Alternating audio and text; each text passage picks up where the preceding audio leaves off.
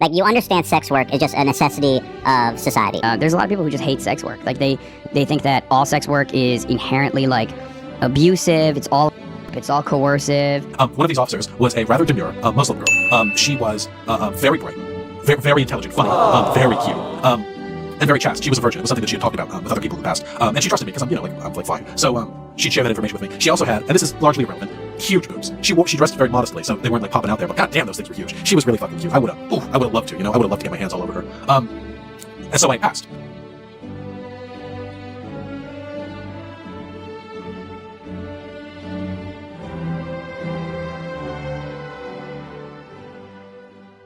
I already know from the intro and the title that I'm gonna have two camps of people in the comment section. One camp saying, well, of course, male feminists suck because they're all simps.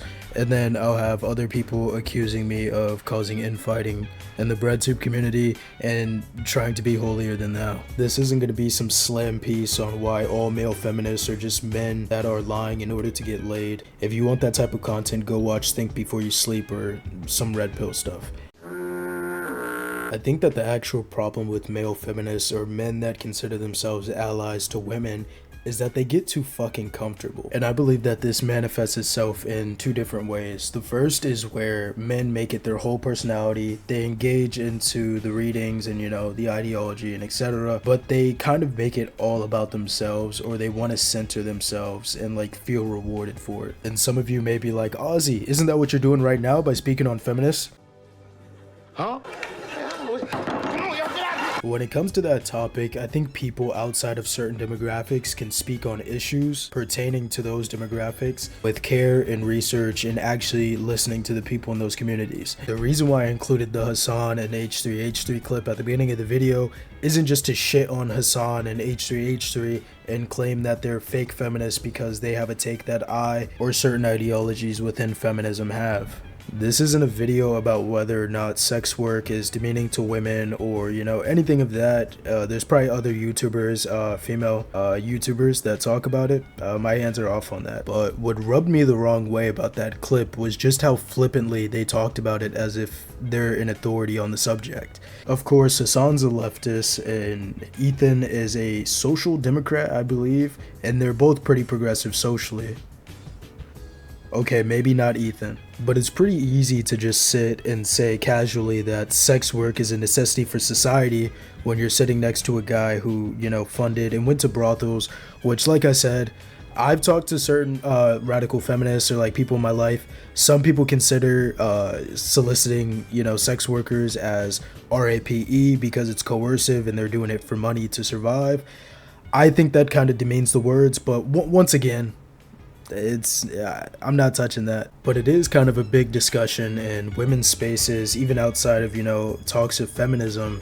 And in the full clip, they kind of just brush over it or say that it's just conservatives or people that are Puritans trying to demonize sex workers, which I think is disingenuous. That's weird because obviously the anti-sex work take is usually a conservative take of like it's immoral. Yeah. But I know there's a lot of women that make a great living from that, and you can do it in a safe environment. Yeah.